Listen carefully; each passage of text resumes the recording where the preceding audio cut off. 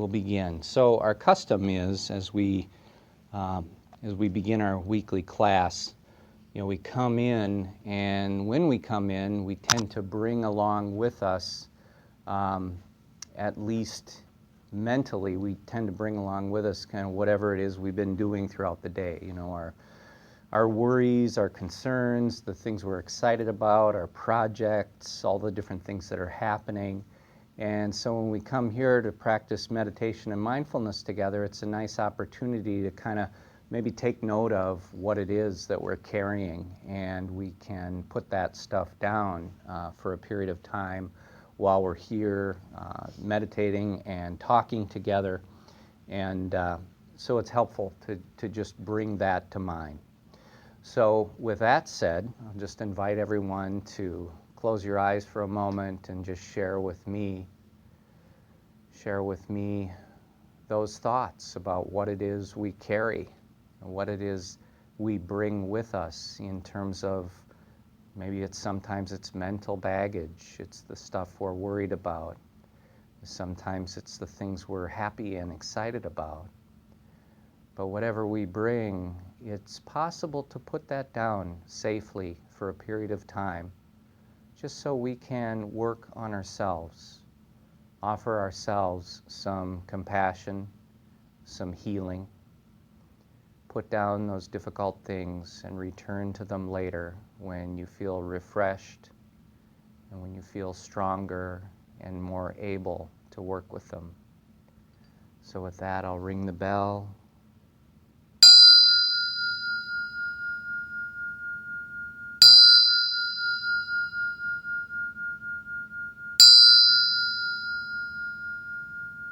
Let there be peace.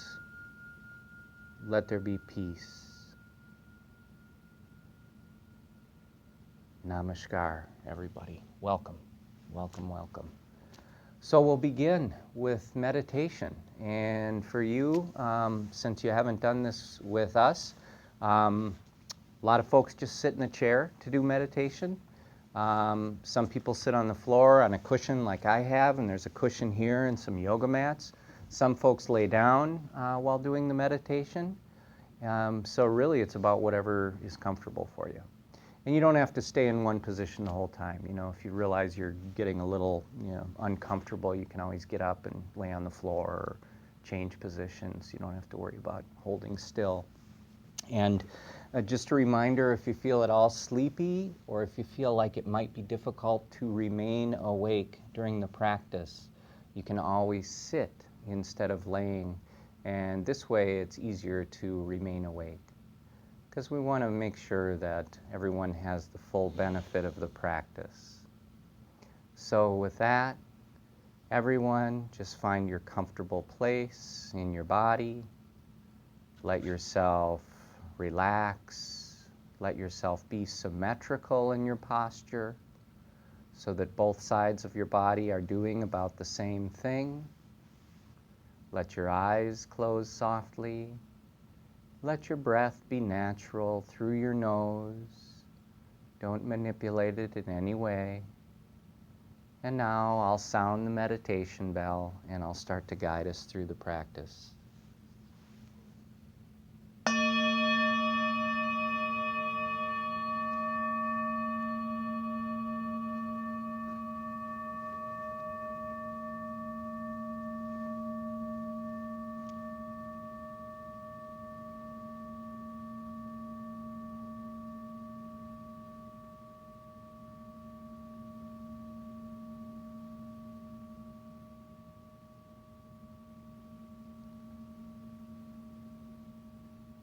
Follow the sound of the bell as it fades into silence.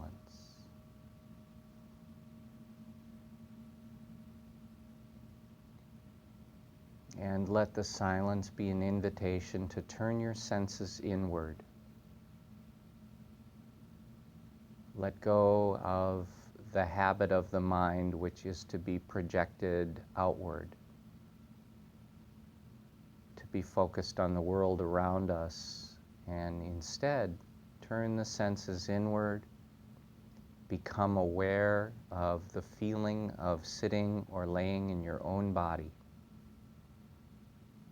Become aware of that sense of presence that you have. Just open up to that. Being here, being aware. And with that awareness established, you can bring it up to the top part of your head, to the area of your scalp. And for a few moments, just focus your awareness on any physical sensations in your scalp. Open up the awareness. Open it up and be attentive, but at the same time, let the awareness be soft. Let it be soothing. And open up to the physical sensations. So you might notice temperature sensations, feeling of warmth or coolness. You might notice sensations of air movement. You might feel that on your hair or on the skin of your scalp. And you might become aware of sensations on the surface of the skin. And sometimes there's an itch or a tickle, sometimes a tingle or a pulsation. Just take time, open up to those sensations, let awareness know them. If there's any tension present anywhere in your scalp, just release that. Let the tension go. Let it leave. Continue to focus on the sensations in the scalp. Maintain that awareness. And then from the scalp, you can let the awareness move downward into your forehead. Really feel that awareness as it moves from the scalp down into the forehead. Let it move down into the temples. Feel the awareness moving. Let it move down through the eyebrows. Let it move into the eyes. And now with awareness in these 4 parts of the body, again, just open up to the sensations, the naturally occurring sensations. Again, temperature, air movement, sensations on the surface of the skin. And as you observe these sensations, once again, any tension you encounter, you can just let that go. Sometimes we use the image of a butterfly. If you found a butterfly in your home on a warm summer day, it was trying to get out through a window, you might go and cup that butterfly gently in your hands and carry it outside. Or release it into the garden or into the trees or the grass. And as you did that, there would be a real gentleness in your actions. There'd be compassion. Try to have that same sense of softness and gentleness and compassion with yourself. As you encounter tension, you can let that tension go like the butterfly.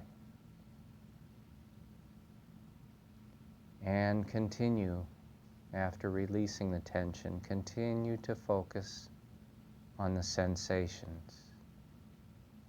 Remain aware. And then from the temples, let the awareness move downward into the ears. And try to feel the movement of awareness as it travels.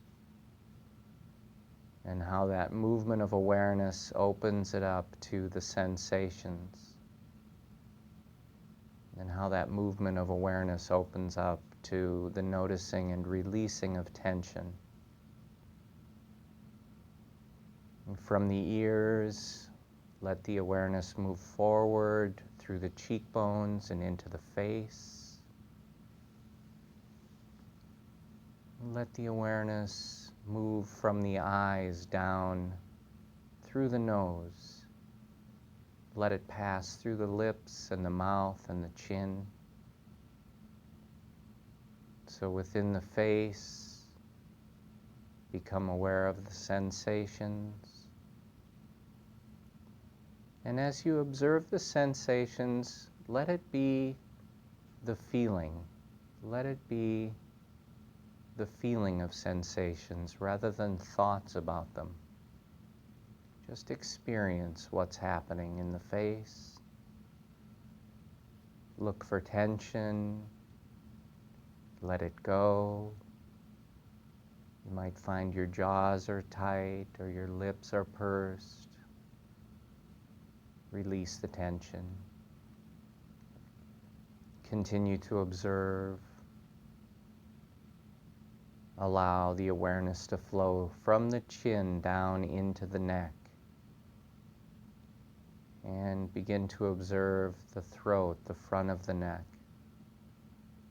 And feel the awareness as it moves into the sides of the neck, into the back of the neck.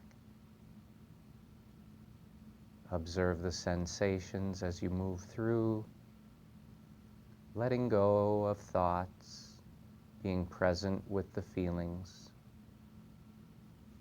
Let go of tension anywhere in the neck, let the muscles relax. Continue to observe sensations. And then let the awareness move again from the neck down into the shoulders. Become aware of any sensations in the shoulders. And here you might become aware of sensations of contact between your shoulders and the floor or the chair. Or you might become aware of the feeling of contact between your skin and your clothing. There may be other sensations, so just open up and be aware. And if you notice any tension, let that go. Let the shoulders drop if they're shrugged. Let the tension go from the body. And continue to observe. Feel the awareness flowing from the shoulders down into the upper arms. And take a little time with the different parts of the upper arms, the biceps. Feel those. The inside part of the upper arms. The backs. The triceps. And then the outside part of the upper arms. Each of these places has different sensations. Let awareness know them. Let any tension go. Continue observing. Maintain that awareness. And feel as the awareness moves from the upper arms down through the elbows. Now, as we move through the body, just let the awareness be aware of sensations every place we go. Let the awareness notice and release tension anywhere we find it. Continue to observe objectively. Feel as the awareness travels through the elbows and moves down into the forearms. Feel as it moves from the forearms down through the wrists. Really feel as the awareness moves down into the hands. And the awareness illuminates the sensations in the hands, in the heels of the hands, in the palms. Feel the tops of the hands, sensations there. Feel the awareness flowing into the fingers, the thumbs. Feel it moving all the way down to the fingernails. And with awareness focused at the fingernails for just a moment, see if you can detect sensations, very subtle sensations in the fingernails. And maintaining a continuity of awareness now, we'll move the awareness up to the top of the chest, starting at the collarbones, and let the awareness flow down through the chest, moving down, all the way down to the base of the sternum. Feel as the awareness moves outward through the rib cage. Really remain attentive. Try to notice those sensations. And let go of tension. And then we'll move from the chest and from the rib cage. We'll move to the underarms. Bring awareness there. And again, really try to feel that awareness everywhere it moves. And then from the underarms, feel it as it moves down through the sides of the body. And you'll feel it as it moves all the way down to the waist. Just observe those sensations, moving down through the waist.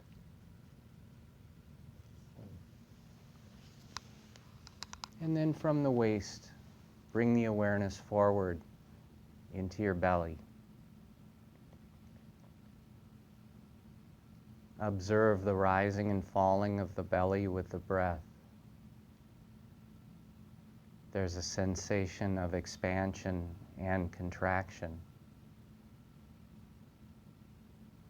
Be aware of any tension in the belly and let it soften, let it release, let it be free. And continue to observe those sensations. Just this continuous flow of awareness and releasing, continued awareness. And then moving from the belly, we'll move around to the top of the back. Start at the base of the neck. And just feel as that awareness moves downward through the shoulder blades. Feel the muscles. Feel the tissue in the back, through the upper third of the back. Continue to observe as that awareness flows down through the middle third of the back. And in the back, if you discover any sensations that are difficult or unpleasant, sometimes there's pain or fatigue. And around these sensations, it's difficult sometimes to be objective or neutral. We tend to judge them as a problem or as something being wrong. See if, rather than developing animosity towards those difficult sensations or resistance, see if you can just open up your awareness even more. Allow space for difficult sensations in the body to be just as they are. Letting pain be pain without turning it into suffering. And allow the awareness to flow down through the lower back, observing and releasing. And just feel that soothing movement of awareness. Let it go down through your sit bones now. Feel it as it moves. In your sit bones, you might notice the feeling of contact or bearing weight. Continue observing as you move through the hips, through the pelvis, releasing tension. And then let the awareness begin to move down into the thighs. And spend a little time in the different parts of the thighs. The tops of the thighs, the sensations there. Moving to the outsides of the thighs. Continue flowing to the underside and then to the inside of the thighs, noticing the sensations and letting any tension go. And then feel that soothing awareness as it continues to move through the knees. Feel the knees. Move the awareness down through the calves. Feel it moving through the shins. Feel as the awareness moves down through the ankles. And again, just continue with that same simple process, knowing sensations, releasing tension, continuing to observe, and passing from the ankles down into the feet, the heels, the soles and the balls of the feet, and then the tops of the feet. Feel that awareness moving down, passing through the toes, and then into the toenails. See if you can detect subtle sensations in the toenails. And now we'll bring the awareness from the feet back to the top of the head one more time, returning to the scalp. And this time at your own pace, you can just start to move the awareness back down through the head and through the body. Spend at least a brief moment with each part, just noticing the sensations once again. Noticing places where tension has reappeared. And the tension in our bodies is oftentimes the product of habit energies in the mind. We tense up in certain parts of the body habitually as a response to sometimes difficult emotions, stress, worry, fear. We experience these emotions and the body tenses up. And then the mind may move on to different thoughts, different activities, but the tension remains. And with this tension, we maintain a very subtle worry, or very subtle fear, or very subtle tension as a result of the tension in the body. So release all the tension as you encounter it, setting yourself free, becoming peaceful. And once you've had a chance to move through the body, you can bring your awareness up to the little patch of skin beneath the nostrils and above the upper lip. Focus on that little patch of skin there. And then expand the awareness into the rings of the nostrils.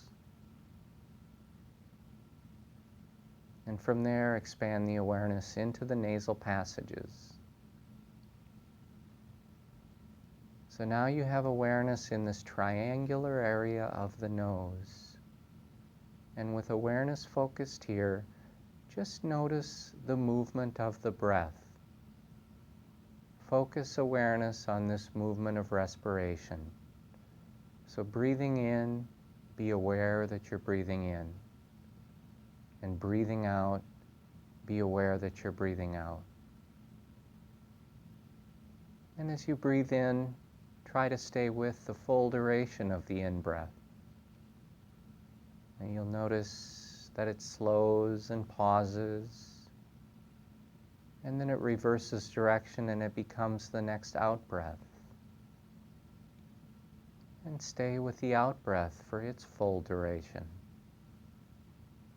Follow it as it moves out and slows and pauses. It reverses direction and becomes the next in-breath. As you observe the movement of the breath, you might notice that some breaths are longer, some are shorter. Sometimes there's more air passing through the left nostril or more air passing through the right nostril. As you observe this movement of the breath, open up your awareness to the touch of the breath anywhere in this triangular part of the nose. You'll find that there is a feeling of touch upon inhalation, a feeling of touch upon exhalation. And as you open up to this feeling of touch, you might become aware of more subtle sensations within the breath. Breathing in, the air is cooler. Breathing out, the air is warmer. Breathing in, the air is drier. Breathing out, the air is more moist. Remain focused and attentively aware on this movement of the breath, the touch of the breath, and the sensations of the breath. And as you remain focused on the breath, sometimes distractions come up. Sometimes as sounds in the building or in the room. And if you notice you've been distracted by a sound, this is a wonderful opportunity to simply return your awareness to the nose and to the respiration. Just let the sounds go without reacting to them. Return to the awareness of the breath and let the sounds go. And sometimes there will be distractions in the form of physical sensations in the body. You might notice a little ache or a pain or fatigue somewhere. It pulls the awareness away from the breath. And this is a wonderful time to just return the breath, return the awareness to the breath. Let go of the tendency to react to the physical sensations in the body, and just return to awareness of the breath. Sometimes you'll discover that the mind has wandered just thinking or imagining or remembering. And if you notice the mind has just wandered off, this is a wonderful opportunity to guide it back to the nose, to the movement of the breath, the touch of the breath, and the sensations of the breath. So let's remain focused on the breath together, staying focused on the nose. Let's share about 2 minutes in silence together. And then I'll sound the bell to end this meditation.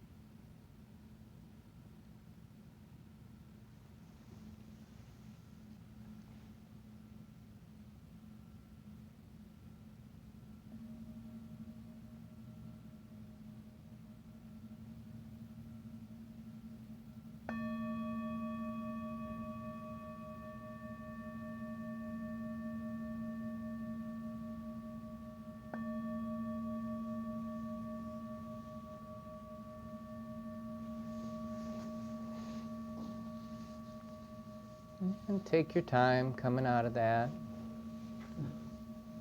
Take a minute to stretch or stand or whatever you want to do. You find that you can maintain the peacefulness, the stability, feeling of calm abiding. So that was about 27 minutes was that meditation today. So how did that feel? Relaxing and nice. I don't know, it's kind of hard to explain, more or less. But Yeah. Unfortunately, I do have to kind of go. I understand. Yeah, I had invited him to come for the meditation, and then he could hit the road afterward. What's that? Yeah, keep that. And I will upload this talk. Usually I have it up there by the following morning. So you could also, just follow that. You could listen to this one, and it'll have the meditation on there. I'm starting this Thursday, and I'm going to do it for a week, and we're going to see how everybody likes it. Wonderful. Well, good luck. Thanks for coming. Bye, Sam. Yeah. Good luck. And see you at the meditation center when it opens. Yeah. Might actually come. Great. I'd love it. See ya. Bye-bye. Yeah. Almost fell off my chair. That was great. It's really nice that, you have a high school student who's interested and and who's actually willing to try it, I don't know that I would have gone to something like this even if it was available to me. Yeah. So it was nice that he tried it out. He's a really nice young man. He seems very open to learning it. So, well, before we begin, I have a poem that I want to share. It's kind of a neat one. The name of the poem is called Kindness, and the author, the poet, is Naomi Shihab Nye, and she is a Palestinian American. So here's her poem, Kindness. Before you know what kindness really is, you must lose things. Feel the future dissolve in a moment, like salt in a weakened broth. What you held in your hand, what you counted and carefully saved, all this must go, so you know how desolate the landscape can be between the regions of kindness. How you ride and ride, thinking the bus will never stop. The passengers eating maize and chicken will stare out the window forever. Before you learn the tender gravity of kindness, you must travel where the Indian in a white poncho lies dead by the side of the road. You must see how this could be you, how he too was someone who journeyed through the night with plans and the simple breath that kept him alive. Before you know kindness as the deepest thing inside, you must know sorrow as the other deepest thing. You must wake up with sorrow. You must speak to it till your voice catches the thread of all sorrows, and you see the size of the cloth. Then it is only kindness that makes sense anymore. Only kindness that ties your shoes and sends you out into the day to mail letters and purchase bread. Only kindness that raises its head from the crowd of the world to say, "It is I you have been looking for," and then goes with you everywhere, like a shadow or a friend. Isn't that a neat one? Kindness. I like that one. And if anybody is ever interested in these poems, you can let me know and I can put them up on the website too, because sometimes they get you, sometimes not, but sometimes I'll get one of these and it's just like, yep, that one says something that I can't say. And that's the neat thing about poetry. So Last week we began our discussion on the Four Noble Truths, and we're going to continue that tonight, and we're going to begin doing some practical teachings on how to work with the Four Noble Truths. So I think a few of you need, thank you very much. This is the one from last week for anyone who didn't get it or needs another, and that's the one for this week.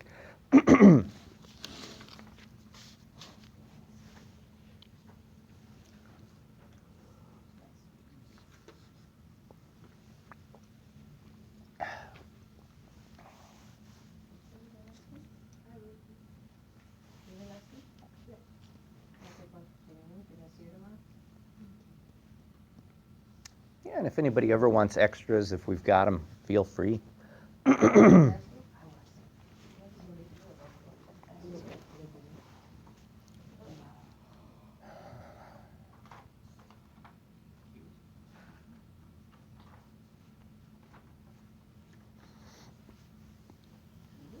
So we talked about the four truths last week. And one of the neat things about these is that the deeper you dig into them, the more and more they resonate for you. At first, it might kind of seem like, just sort of, well, there's another teaching, and maybe it sounds a little, a little out there or a little not part of your lived experience. But digging into them, you really do start to discover, yeah, there's more and more to this. There's a lot of subtleties. Thanks, Cheryl. Appreciate that. A lot of subtleties, a lot of narratives, a lot of nuances. So we're using the handout first, the one that's entitled The Four Noble Truths. So we're starting with that one. And one of the neat things that we started to do last week as we were discussing these is that some of you kind of shared your experiences with the Four Noble Truths as we started to talk through them.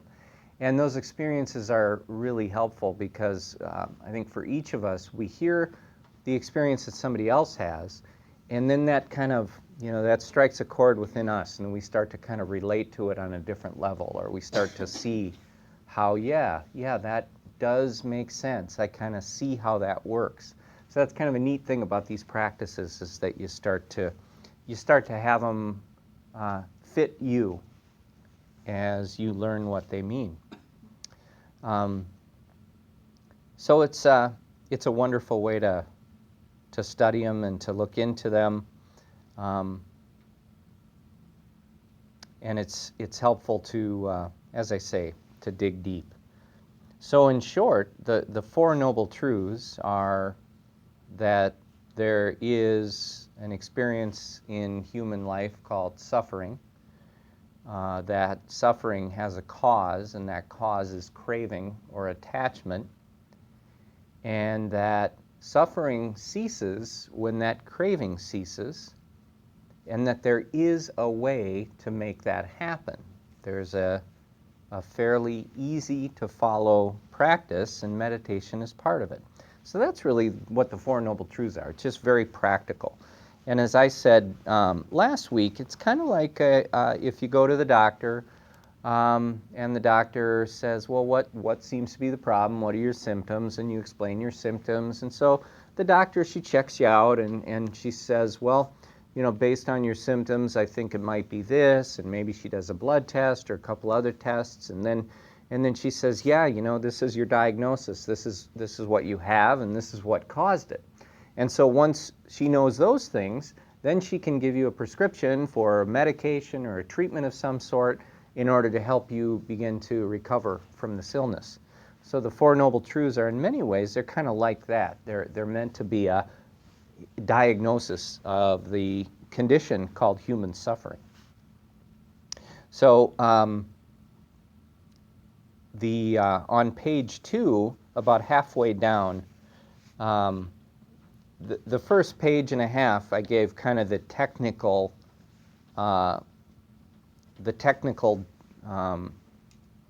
version of the Four Noble Truths, which is actually quoted right out of the suttas.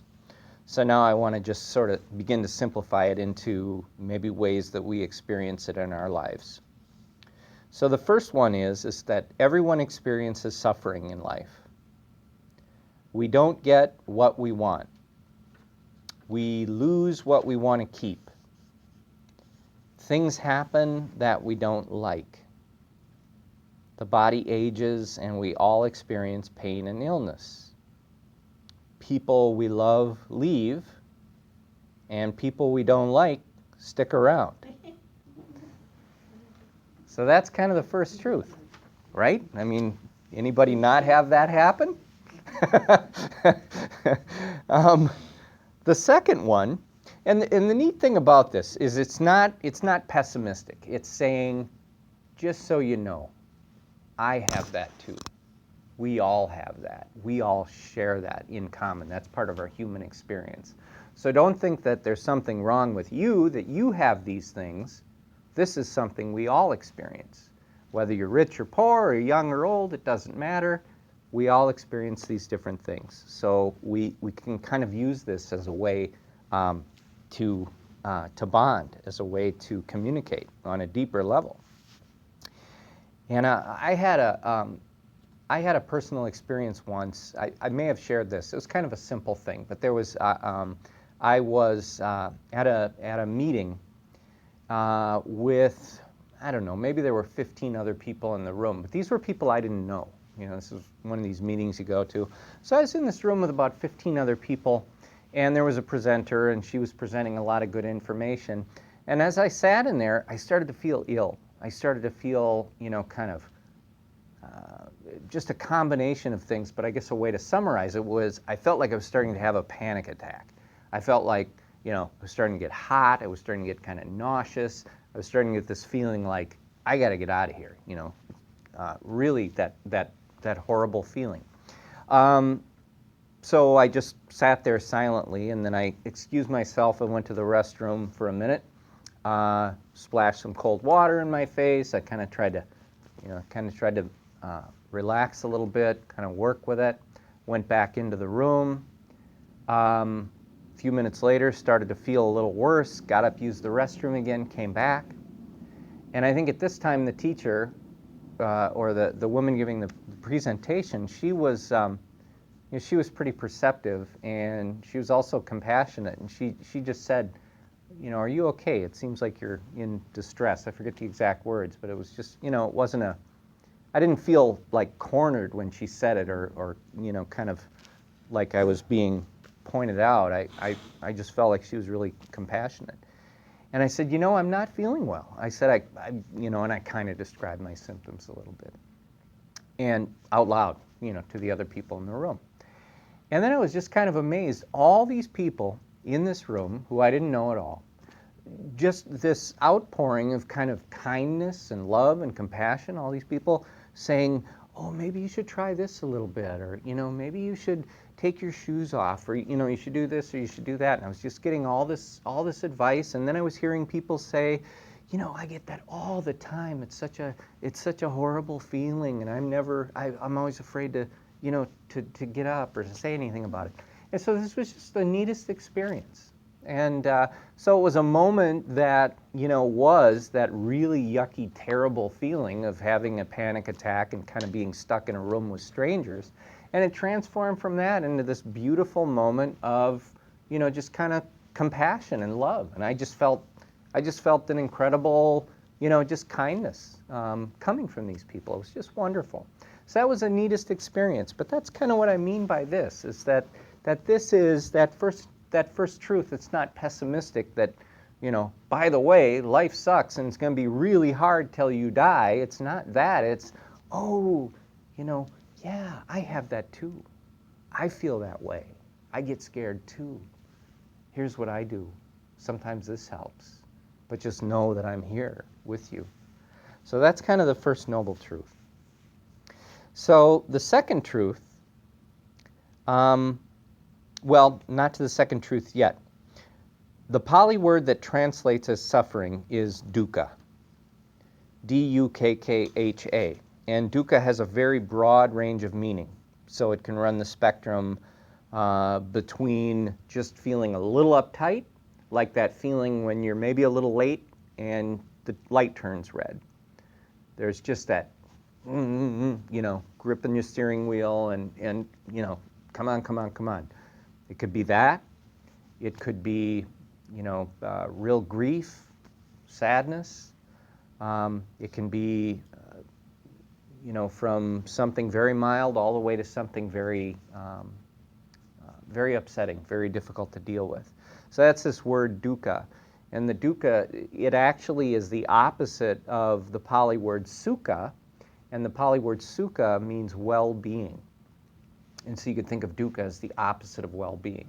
And that could be a whole lot of things.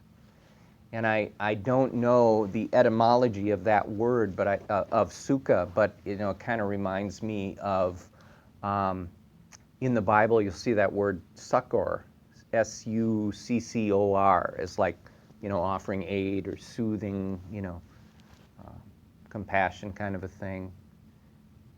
And I know that the root of sugar is sucrose, and I kind of wonder if it isn't that as well, kind of sweet. I don't know. I'm guessing there, but I never did check the etymology of that word, but it's the opposite of dukkha. And the first truth doesn't say everything is suffering. It says there is suffering. And since suffering is difficult, it's the thing we want to work on. It's the thing we want to work on. A quick note on this for those of you who read books on meditation and mindfulness and perhaps Buddhism and that sort of thing. Well, sometimes you'll read the First Noble Truth simply stated as life is suffering. And that's where you read that and it seems kind of bleak and it seems kind of like, well, everything is suffering. But really the way the Buddha would teach is he would usually do longer term retreats. He would go to different towns, usually stay at a park for a period of time. People would come from the local area and they'd sit in retreat for a period of time. Sometimes it was months, but sometimes it was days. But he would go through the Four Noble Truths and explain them to people. And when he explained them the very first time, he would go through all of it, like the first page and a half of this Four Noble Truths handout. So he would go through the whole thing. And then the custom in the language of those days was that after he'd explained the whole thing in detail one time, then when he re-referenced it, it was always just that very short, life is suffering. And it was understood by the crowd who was listening that he's referring to the whole thing. So sometimes we'll get these translations that are taken, and they're correct in the way the translation is, but the context isn't understood, that he's already told these people time and time again the whole thing. And so they understand. He's referring to it, and it's like they understand what he means, the whole thing. So sometimes you'll see life is suffering, and you'll think, wow, that seems bleak, and that seems pessimistic, but it was never presented that way to somebody for the very first time, if that makes sense. And then we get to the second truth, and that one says that if we examine our suffering, we will discover a common thread running through all of it. Suffering always shows up around craving, in the suffering of not getting what we want. In that suffering of not getting what we want, there is the me that is wanting. So that's what craving is. Craving is kind of an intensified want because in some way we're relating it to this will make me better, this will make me stop suffering, this is what I need. So we intensify that wanting by kind of tying it to our ego. So that's craving. In the experience of getting what we don't want, there is the me that is wanting. That's craving too, but we often refer to it as aversion. So that's where you get the craving, and that's where you get the aversion. The third truth says that by understanding the underlying cause of suffering as craving, that we, in fact, learn how to overcome it. It's in that understanding, it's in that gaining personal wisdom and insight into it by experiencing it through meditation, traditionally, that we intuitively begin to understand how to overcome it. We recognize that craving is there, that attachment is there, that aversion is there, that clinging is there. And once we see that for ourselves, we understand that, yes, if this craving was to stop, this suffering would then stop. And people sometimes get confused after hearing that third truth. They have a hard time accepting that they need to let go of craving in order to let go of suffering. But what you'll discover is that craving itself makes it difficult to see that craving is the problem. So sometimes in the practice, that's called delusion. It's just we're not able to see that clearly because, our wisdom vision is clouded by the actual thing. We can't see clearly. There's an Indian parable that I put in here, and I like it, and it gets to this a little bit. A dog went to the cremation ground. It picked up a sharp piece of bone from which the flesh had been completely burnt off and started munching it. The sharp edges of the bone pierced the dog's mouth in many places, and there was bleeding. The dog dropped it, but seeing blood smeared all over it, it thought that the blood was coming from the bone because of its ravenous munching. It licked the blood and again started chewing the bone even more ravenously, with the result that there were more wounds in its mouth and more bleeding. The foolish dog went on repeating this process of dropping the bone, licking the blood, and again chewing the bone. Little did that foolish dog realize that in fact the blood came from his own mouth and not from the bone. So that's a neat little Indian parable about sort of how we sometimes think the solution to the problem is a solution, but it's in fact the problem. So we think maybe more craving is the way out of suffering, so we start going after stuff. And that could be all sorts of different things, from sense pleasures or accomplishments to just sort of endlessly keeping busy. We're always trying to stay maybe one step ahead of that feeling of impending doom or suffering coming up behind us. But really what we're doing is we're creating more suffering, kind of like this dog with the bone. Yeah. I think sometimes we kind of like switch to a word when we think about craving. We think craving as either has to do with like food or addiction, or like addiction as far as chemicals or something like that. But the craving is when you're looking for comfort in something. It can be having the last word. It can be trying to control some. I mean, that craving and that suffering is very wide. It's not necessarily like about a cigarette. Right. It might be about needing to be right all the time, or you know what I mean? And only the person themselves knows that. Right. I mean, that's something nobody else knows except for yourself. Yeah. You have to be real honest about yourself and it's not easy. Yeah. Okay? You're right on the money about that. It can manifest as all sorts of different things. For me, years ago, it manifested as I need to be. I was going to say I need to be successful, but really what was important is that I needed to be seen as successful, right? Yeah. So it was that recognition that I craved, and somehow in that I felt like I would sort of make up for my shortcomings, all the different things that I regretted and all the, relationships that I ruined and things like this, So it was like, well, if I can do this thing, this will, and of course, at the time, you're not connecting all those dots mentally, but there's that craving, achievement, accomplishment, money. And More, having more, getting more. And that's a big one. I mean, we see that all over the place. And in fact, in the teachings, it says that one of the three roots of suffering is greed. It's the first thing listed. Well, So that's why we do mindful meditation. yeah, that's exactly it. So, and as you say, Joni, that there needs to be a recognition that this is true within ourselves, and that's why the self-compassion is so important, because we're also in the habit of really kind of blaming ourselves for our shortcomings and being pretty harsh with ourselves in our internal dialogue. So, in some ways, when we're doing the practice and we notice the tension in our bodies, and kind of the way we respond to that is the way we want to respond to the other things that are going on within us that are causing us to suffer. So don't look at it as, well, these are my shortcomings, or these are my problems, or these are the things that are wrong with me.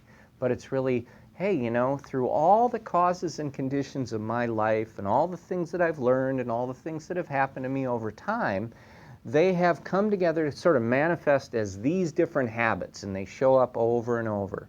So now I can be aware of these habits, and without this self-blame and self-hatred, I can start to show myself some compassion and see, okay, how can we work with this in a way that really helps? Rather than closing off the heart, how can we work with this in a way where the heart stays open?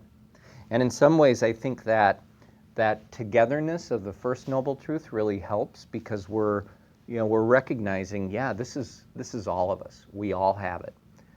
Everybody I've ever met has the same stuff, and so we have this thing in common, and we can work together on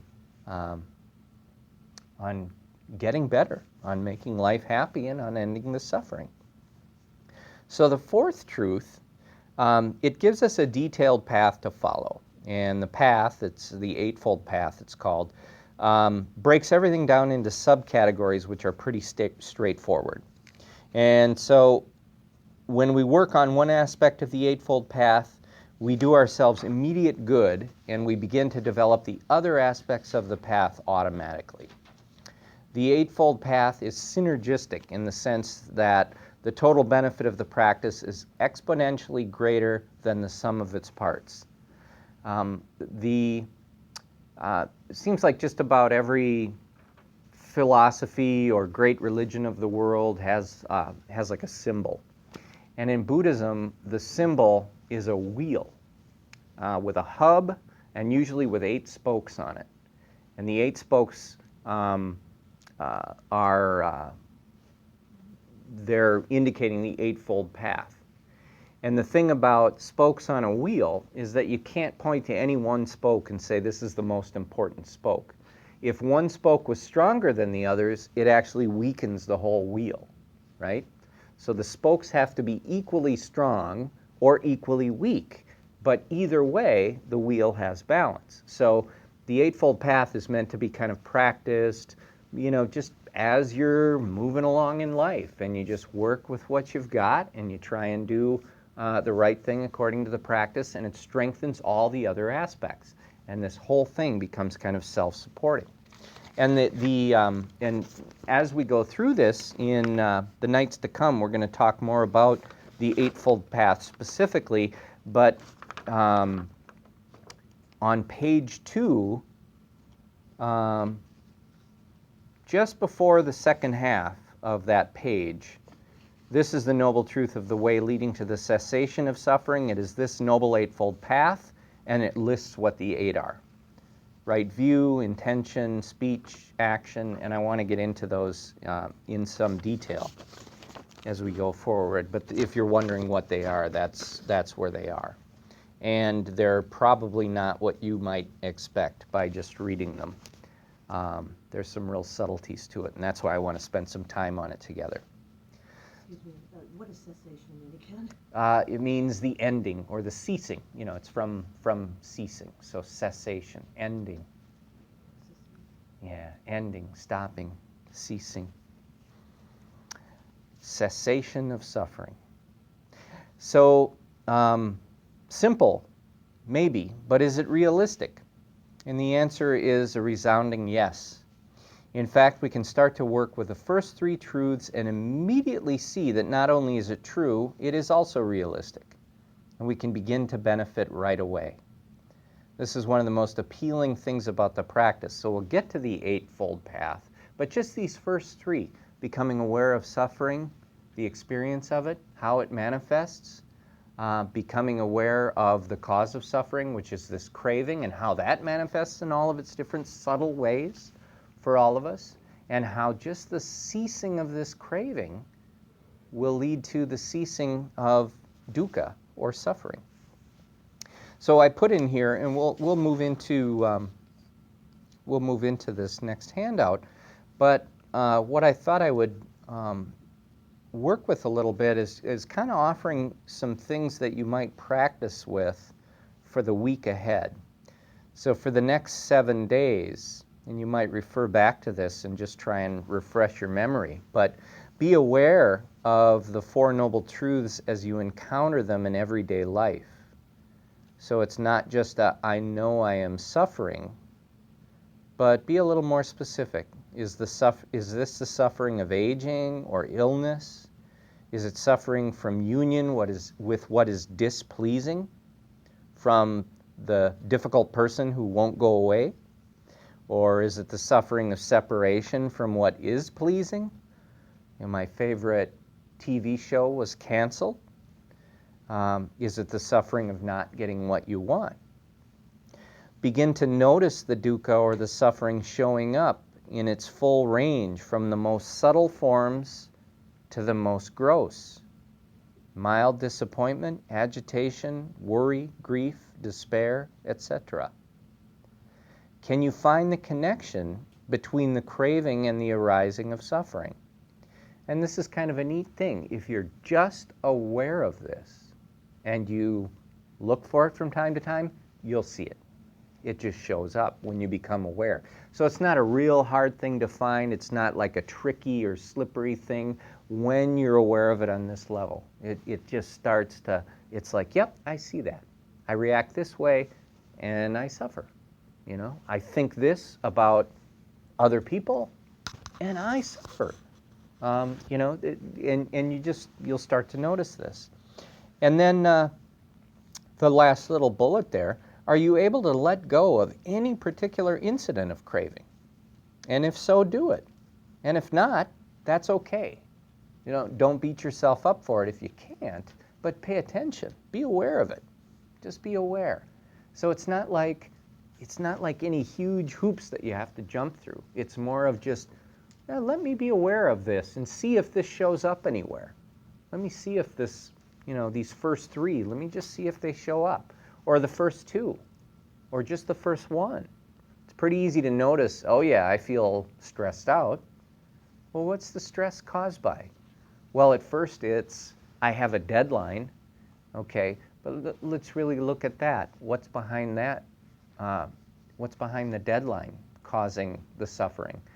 Well, I feel that if I don't hit my deadline, I'm going to be looked on as, you know, not effective, or as letting people down, or as dropping the ball. And so then there's kind of these subtleties of what is the craving behind the suffering. And, you know, and so that's where we see some of these different ways that it manifests. I have a question. Yeah. Let's say, for example, worry. How is worry associated with craving? Is it because you can't control something?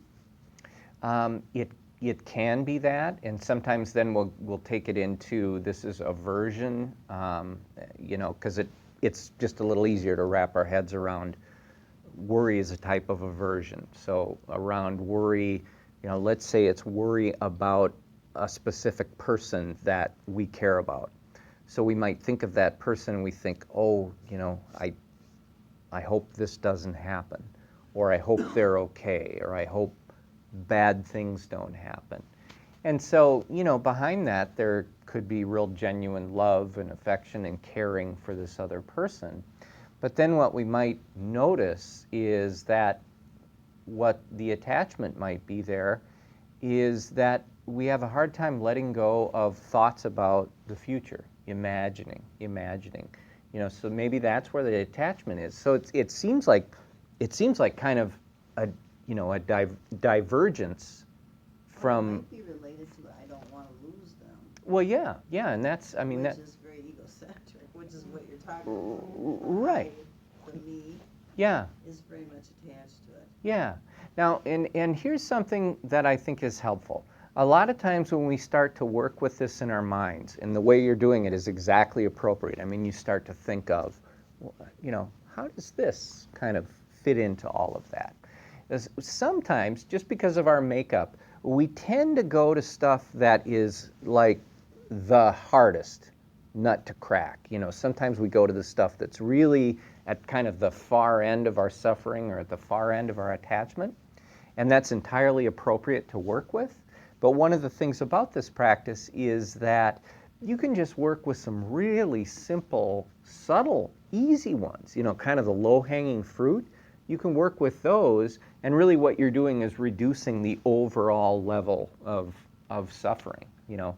So it might be moments of anxiety throughout the day, and while some of those are on the person that you're worried about or the situation that you're worried about potentially, there might be several other things that are pretty easy to, you know, kind of work with and look at. And that's kind of the essence of Vipassana, which is to look at the human condition with the mind of wisdom, and it starts to open up to us as to, I see what's really going on here, you know. So there can be, I mean, really with things like worry or stress or tension or just suffering in general, for a lot of us, there's kind of this cumulative effect. You know, it's like one more straw, one more straw, one more straw. And, you know, so finally, all these little things in conjunction with these big things, it just feels overwhelming. But we find that we can get rid of several smaller things relatively easily, and we've, you know, maybe we've lowered the amount of suffering by 15%. And if it's, I mean, if 15% less is 15% less, you know, it's however less, yeah, however less suffering wants to show up in my life, I'll take it. You know, that is one thing I will not discriminate against, is how suffering wants to leave me. Well, sometimes we do, though, I guess, too, which is, you know, we get kind of attached to our own suffering. You know, sometimes we do.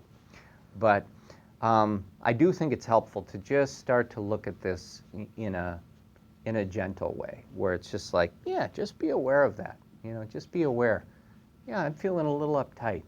What's going on? What's causing that? Well, I think it's this. Okay, what might be the thing you're attached to, or the thing that you're experiencing aversion around that's causing this?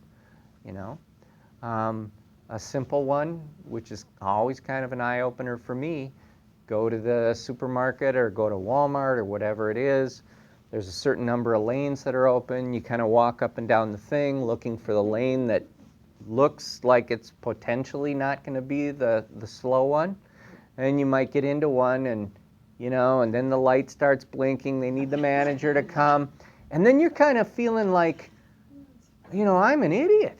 You know, I picked the wrong lane here. And this, you know, somehow this is a reflection on me. You know, I'm standing in the wrong lane, you know, or you stick your card in the machine and it says, you know, not accepted. It's like, you know, anybody see that? Sometimes that happens, though, like, that when you're creating resistance. Like, when you go, like, now that I don't have to, like, run with everything I do, it's just like, you know, so what if they're a little bit slower or whatever, and other people go ahead of me, and they seem to move just fine. Mm-hmm. Because I'm not resisting that, you know, not like, I gotta hurry up, because it's almost like the universe is pushing back or something. Yeah, well, absolutely. And you'll Not notice, that big of a hurry, go ahead. yeah, that image of resisting something, kind of pushing away. I mean, you got to have something to push against in order for that resistance to take place. So, yeah, you'll notice that. Oh, this line isn't moving fast enough, and somehow, you know, I feel embarrassed because I'm in the slow lane, or, you know, I don't want people to think my card was declined, or whatever it is.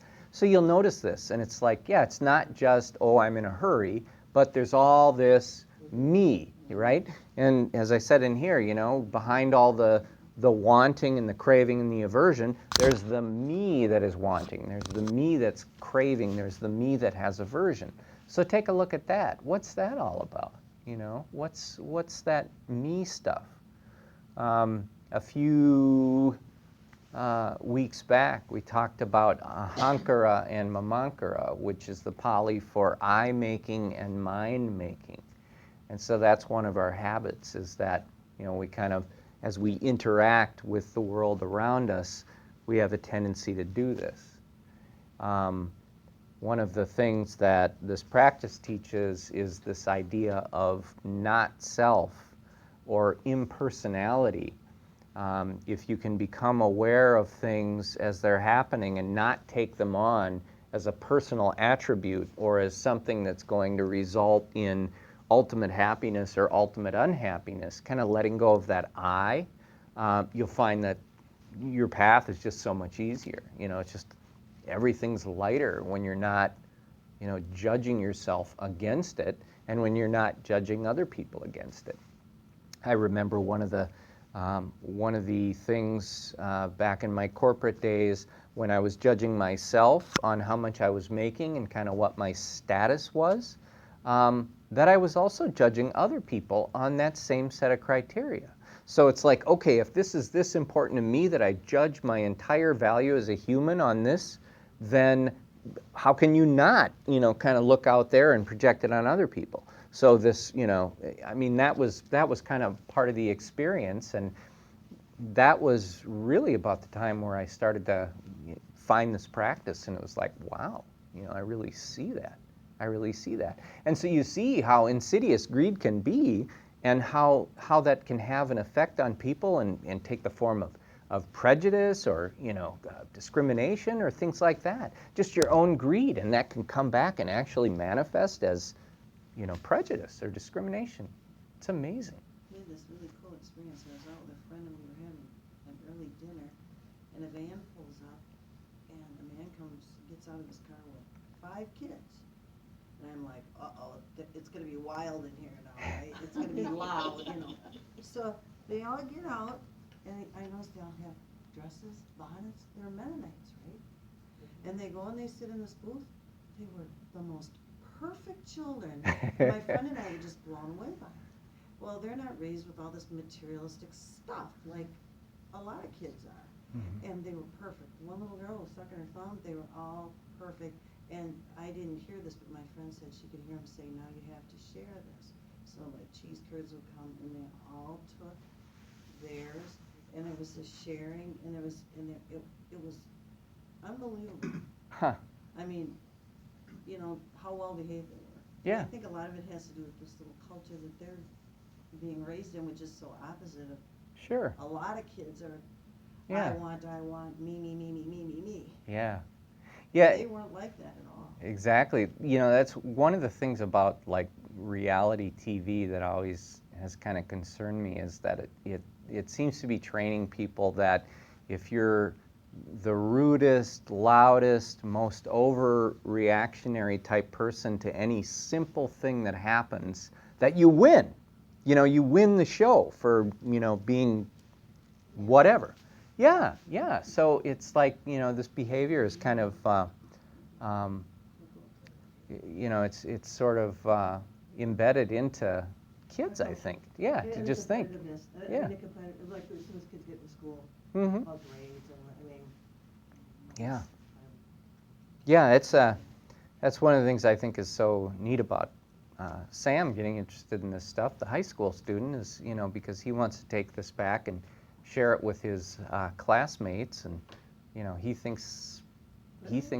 Pick that in the first place? Did they had to come up with something he had read somewhere? Apparently, and I guess I never did ask him, how did you come up with this topic that you were interested in, but somehow he did, and then I know Beth up there at the high school, counselor, and so she gave him my info, and he emailed me. Kids are interested in that. Oh, yeah. I worked inner city years and years, and middle school, and that what the kids were. Anyways, but there was the art teacher that would do these meditations with the kids and take. There's different journeys you can, from finding your totem animal and these inner city kids really liked it. Mm. They really did, and it was like something they wouldn't have. Kids are open about stuff, Oh, yeah. and Yeah, and I think they're kind of a little closer to that sort of unfettered state where they're still, yeah, I remember what it was like not to be all uptight, and I kind of want to, I like that feeling. Yeah, absolutely. Well, we're at 8:24, and so actually this is pretty good timing to end it here. And then next week we'll pick up with working with the Four Noble Truths, that second handout from tonight. And with that, I get into some more detail on it. But as I say, the deeper you get into this, the simpler it becomes, because you see more and more things that just resonate, and so it becomes intuitive. So we'll dig into it deeper and share our thoughts on it together in discussion and so forth. So. Ken, could you just kind of clarify something for me? There's the four, we talked about the Four Noble Truths. Yep. Then the eightfold Mm-hmm. path, is that like on the outline, is that ABC out of the, I mean, how does what is that compared to the Four Noble Truths? Well, the Four Noble Truths are kind of this, you could almost look at them like the four cornerstones of the foundation. Okay. And then the Eightfold Path, it almost fills in the rest of the foundation. But what it is, it's a series of, it talks a little bit about ethical behavior in a way of staying out of your own way. Then it talks about working with mental concentration, and then it works with wisdom. So sila, samadhi, and panya are the three. Sila is ethical conduct. Samadhi is. Okay, so it was kind of like the right speech, right living. Yep. Yeah, those, and they're named in the fourth truth. So, good question though. Thank you for that. So, well, let's take a moment and we'll cultivate a little bit of compassion, loving kindness, and appreciative joy, and equanimity. So now when I have like a bad thought that comes in about loving kindness, Yeah. Well, it's so important because Bring out that thought. one of the things that happens, it's like, when we talk about this stuff, in a way, it's like you begin to kind of clear some of the junk out of the closet, but in this case, stuff kind of wants to fall back in. There's so much. And so these four Brahma Viharas, they're always a way of, they kind of fill that void or fill that vacuum with something very positive, so it's so helpful. So helpful all the time. So we'll just do it for a moment. Just close your eyes, feel it, the feeling of compassion for other beings that just like you have made mistakes and probably have hurt other people in your life. It's not because you're an evil person or a bad person. And you deserve to be happy despite it all. And the same is true of others, whoever they are, wherever they are. So with that, we cultivate a little bit of compassion, and we can express that by saying, may all beings be free from suffering, and may all beings be free from the causes of suffering. May everyone be well. And may all beings be surrounded by love and kindness. How wonderful. I want to be surrounded by love and kindness. I want others to be surrounded by love and kindness. May all beings be joyful and happy. May all beings be peaceful and free and equanimous, not wanting, not needing, not craving. And then may you, sharing this time with me tonight, which is, I so deeply appreciate your presence, may you all be truly, truly happy.